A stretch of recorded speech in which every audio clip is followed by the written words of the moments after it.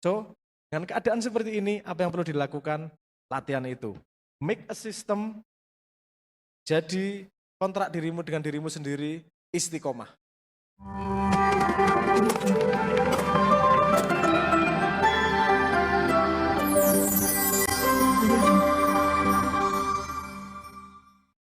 Baik, saya kira kita hampir mencapai tujuan kita mengadakan pengajian pada sore hari.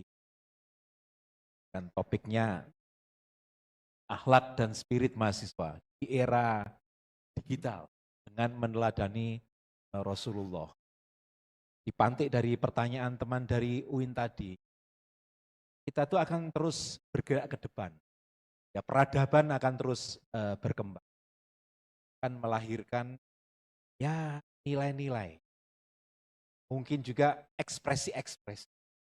Tapi kalau kita mau meneladani Rasulullah, karena kita mengimani bahwa Rasulullah itu nabi sepanjang zaman, maka yang diambil adalah nilai-nilainya. Ekspresi boleh berganti, tetapi nilai-nilainya yang ini harus terus kita teladani dari Kanjeng Nabi Muhammad SAW. Katanya kita hanya sampai jam 3.45 begitu. Tidak panjenengan, kalau memang masih berlanjut tidak apa-apa, saya dari panitia tadi beritahu 3.45. Nah ini makmum ya, kalau tamu tuh di kayak mayit, di bawah ya ke sana, di sini ya manut aja. Gimana Mas Aris? Sepertinya semakin menarik soalnya nih diskusinya, tapi oleh panitia saya, Pak sampai 3.45 seperti. Ya ini namanya, oleh hudud atau menak ralah ya. Monggo-monggo, satu pertanyaan, dua pertanyaan lagi, monggo-monggo. Iya, kita udah hampir sampai kan, tujuan kita mengadakan pengajian kan sesuai dengan topiknya. Kata kuncinya adalah tadi kita sudah sampai. Yang pertama adalah pain. Pain itu dasarnya adalah love. Itulah teladan dari Kanjeng Nabi Muhammad SAW. Kemudian yang kedua, kalau kita bicara ya, kehidupan kita, yang tentu konteks sosial, ekonomi dan tradisinya ya berbeda dengan pada masa Rasulullah. Bagaimana cara kita meneladaninya? Kan? Jangan sembrono kamu pikirkan Kanjeng Nabi kemudian mainkan TikTok seperti itu. Kalau tadi dibayangkan bagaimana kira-kira kalau Kanjeng Nabi hadir di zaman kita gitu kan. Kalau tadi orang itu kan sering gaya. Aku urip ning zamane Kanjeng Nabi wis mesti seneng banget gayane pol. Iso iman wis alhamdulillah. Boro-boro iso ngikut Kanjeng Nabi, mesti terjerumus ngikuti Abu Jahal. Tadi kan sampaikan seperti itu. Nah sekarang pertanyaannya kan dibalik itu. Bagaimana kalau Kanjeng Nabi ada di zaman sekarang, di zaman digital? Ojo sembrono kalian tuh. Sembrono membayangkan Kanjeng Nabi kemudian jadi influencer menggunakan TikTok, nggak seperti itu. Tentu saja ini semua adalah apa yang sudah ditakdirkan oleh Allah. Nah kita hidup ini kan terus bergerak. Maka tadi kata kuncinya adalah nilai-nilai. Kira-kira gitu Mas Noya. Masih ada lagi nggak yang ingin bertanya? Satu lagi ya Mas Noya. Satu lagi Mas Noya. Syaratnya tidak lebih dari 1 menit. Oh ya, langsung saja sebelumnya pengen mengucapkan terima kasih atas kesempatan bertanya kali ini. Mengenai era digital yang saat ini kita lampaui, yang saat ini kita jalani, sebenarnya ada satu pertanyaan yang tadi terkait perkataan yang Mas Abrang sampaikan, bahwasanya generasi saat ini tukar atau mungkin sangat mudah menjadi generasi stroberi karena dia tidak mampu bertahan atas pressure yang dia miliki. Dia punya pressure yang seharusnya itu membuat dia menjadi mencintai masa depannya, namun kemudian ketika dia melihat sebuah video anak kecil kecemplung di got ketawa, kemudian dia akan lupa seperti itu. Karena era digital saat ini mudah kita akses gitu. Nah, pertanyaannya adalah bagaimana kita menghadapi hal tersebut. Terima kasih. Terima kasih. Silakan Mas Noya. Menghadapi tersebut, gimana ki gampang, susahnya ki gelem nglakoni pora. Nah, gimana? Karena semua orang, hampir semua orang Indonesia itu seneng mengubah, tapi nggak mau berubah. Lu angel banget. Kan berubah wangel, tapi kan mengubah ngasih demo-demo. Kan berubah. Begini, untuk menghadapi itu, ini akhlak dan seterusnya ini kuncinya paling gampang ya, yang saya simplifikasi tentu saja. Tapi jadi entry point yang mudah. Itu adalah yang disebut sebagai situational awareness. Setiap saat kamu paham situasimu. Kamu sebagai bapak, sebagai anak, sebagai apa, sehingga berperilaku tepat pada situasi tersebut. Nanti lama-lama lebar, aku sebagai umatnya Kanjeng Nabi, aku sebagai hambanya Allah, lama-lama ke situ nanti. Tapi kuncinya itu aja. Situational awareness, lalu aware terhadap dirimu. Setelah kamu aware terhadap dirimu, ini satu langkah lagi, make a system. Change itu tidak bisa dibuat kalau kamu nggak membuat sistem. What is system?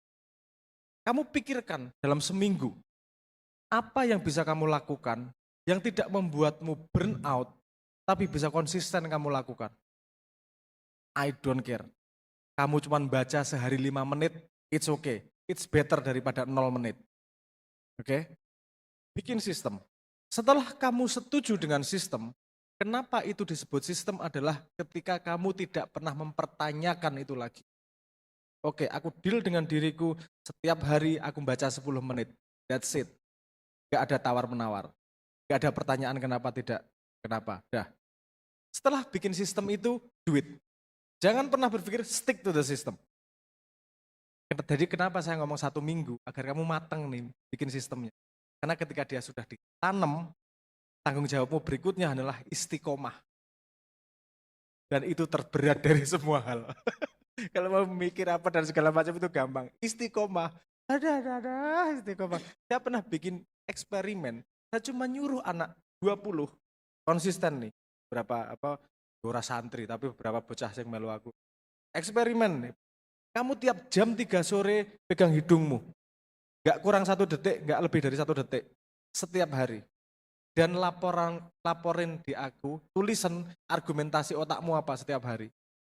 Itu otaknya dari oke, seminggu berikutnya bikin alasan banyak banget. Alah, cuma telat 2 detik. Alah, masa berkan ya orang ngerti. Alah, banyak banget. Otakmu ki bangsat. Otakmu iki, ya kenapa ada scholar Islam yang mengatakan bahwa setan itu datang dari otak? Betul, ada itunya juga. Karena otak ini selalu menghalangi dirimu sendiri untuk melakukan sesuatu juga.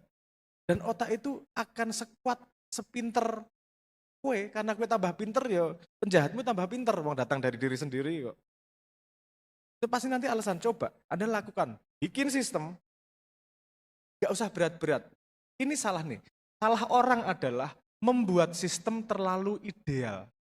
Kamu bukan bikin sistem yang membuatmu baik. Gini, salah kalimat nih. Bikin sistem yang membuatmu senang. Paham nggak? Kan gini contohnya, sebenarnya jurnal harian itu metodologi bagus.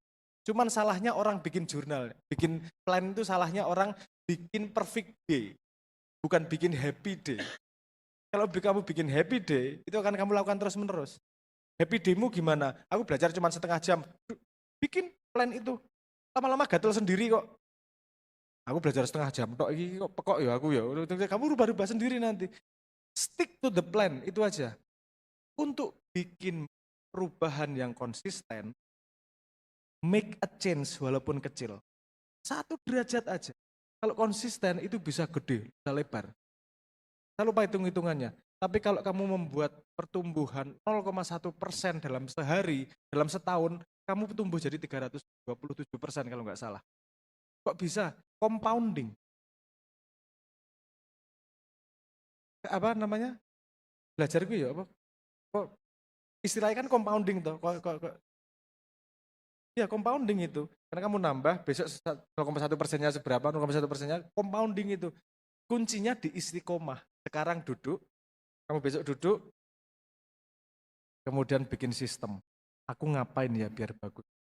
Aku tak pagi-pagi 10 menit olahraga, dalam sehari target baca 3 halaman, atau saya tak diem sendirian, tidak buka TikTok, WA, atau apapun selama setengah jam, whatever, udah perjanjian sama dirimu sendiri. Itu kontrak dengan dirimu sendiri. Itu yang paling susah. Karena kontrak dengan dirimu sendiri bisa kamu bantah kapan aja tanpa ada yang protes. Tapi kalau kamu bisa melakukan itu, kamu terlatih untuk menjadi orang yang bisa dipercaya. Karena kamu sama dirimu saja konsisten, apalagi janji sama orang lain. Gitu ya, itu keuntungan yang lain. So, dengan keadaan seperti ini, apa yang perlu dilakukan? Latihan itu.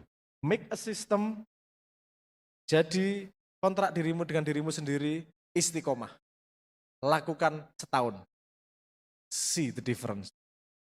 Kalau kamu melihat bedanya persis, bikin tiap seminggu sekali aja, bikin jurnal. Dan kamu setelah 1 tahun lihat jurnalmu hari pertama dan jurnalmu hari terakhir, kan kelihatan change. Change itu selalu gradual, nggak pernah melompat. Kamu nggak ke gym gini terus pulang jadi potok nggak. Butuh gini 2 tahun tiap hari. Konsistensi is the key. Sama istiqomah. Dan gue pelajaran Kanjeng Nabi kabeh. Konsisten, istiqomah kabeh pelajaran Kanjeng Nabi dalam bentuk value. Ekspresinya mari kita pakai untuk ekspresi modern, menghadapi digital, menghadapi apapun. Karena kuncinya sudah disediakan Kanjeng Nabi. Ekspresinya kamu butuh kreatif, butuh akal yang sudah disediakan sama Tuhan. Menggabungkan Kanjeng Nabi, menggabungkan Tuhan, dan Anda menjadi manusia yang ditunggu-tunggu di surga. Aplaus dong.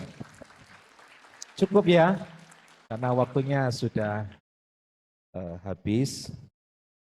Saya kira kalau mau ngobrol sama Mas Abrang ini sering hadir di Gambang Syafaat, di parkiran Masjid Leburan, di acara selapanan. Ini kami juga takmir Masjid Leburan. Jadi kalau ingin ikut dalam kegiatan semacam ini, bisa ikuti Instagram Masjid Leburan. Gambang Syafaat itu setiap selapan. Mas Abrang sering. Terakhir juga kemarin ya, sebelumnya juga Mas Abrang juga parkiran masjid. Saya kira saya tidak akan menyimpulkan apa yang tadi disampaikan. Kata kuncinya saya kira sudah tadi disampaikan. Bagaimana kita meneladani Rasulullah, Kanjeng Nabi Muhammad di era digital ini.